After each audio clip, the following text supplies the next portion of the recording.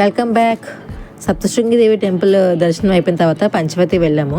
అక్కడ పంచవతి గురించి తెలిసిన తర్వాత ఖచ్చితంగా వెళ్ళాలనుకున్నాను. ఎందుకంటే మన చైల్డ్హుడ్ నుండే లార్డ్ రామాయణ సీత గురించి ఎన్నో వినుకుంటూ వచ్చాము. సో నేను మీకు చూపిస్తున్న ఈ టెంపుల్ ఉంది కదా, అది సీతా గుఫ. శ్రీరాముడు, సీతాదేవి, లక్ష్మణుడు వనవాసం టైంలోనే ఇక్కడే వచ్చి స్టే చేశారు. ఇక్కడే ఆవిడ అండర్గ్రౌండ్లో కేవ్లో ఉండేవారంట.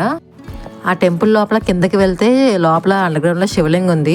అక్కడ కిందకి వెళ్ళడానికి కూడా ఈజీ మార్గమేం కాదు. మీరు చూస్తున్నట్టయితే అది బెండ్ అవి కూడా కాదు, కిందకి అలా జారుకుంటూ వెళ్ళాము. చిన్న స్టెప్స్ అండ్ చిన్న స్పేస్ కూడా, బెండ్ అవి వెళ్ళడానికి కూడా ఉండదు. అండ్ ఇంకొక షాకింగ్ విషయం ఏమంటే, రావణుడు సీతాదేవిని తీసుకెళ్ళిపోయాడు కదా, అది ఈ సీతా గుహ దగ్గర నుంచేనండి. అసలు ఈ పంచవటిని పేరాలు వచ్చిందని ఎప్పుడు ఆలోచించారా? ఎందుకంటే ఇక్కడ 5 బెనియన్ ఉన్నాయి సీతా గుహ పక్కనే. Bunyan trees can live up to only 700 years. కానీ ఇక్కడ ఉన్నవి వనవాసంకి వచ్చిన టైప్ నుంచి ఆల్రెడీ ఉన్నాయంట. సో ఈ పేరు వచ్చింది. మా అమ్మాయి పెద్ద రోలర్ కోస్టర్లో ఫీల్ అయినట్టుంది, చాలా ఎంజాయ్ చేస్తూ వస్తుంది బయటికి. ఈ ఎక్స్పీరియన్స్ మాత్రం బాగా ఎంజాయ్ చేసాం. అండ్ నెక్స్ట్ మనం చూడబోయేది the most famous temple, Kalaram temple. ఇది 18th centuryలో డెవలప్ చేశారు. ఈ కలారం టెంపుల్లో ఫొటోస్ తీయడానికి అసలు అవ్వలేదు.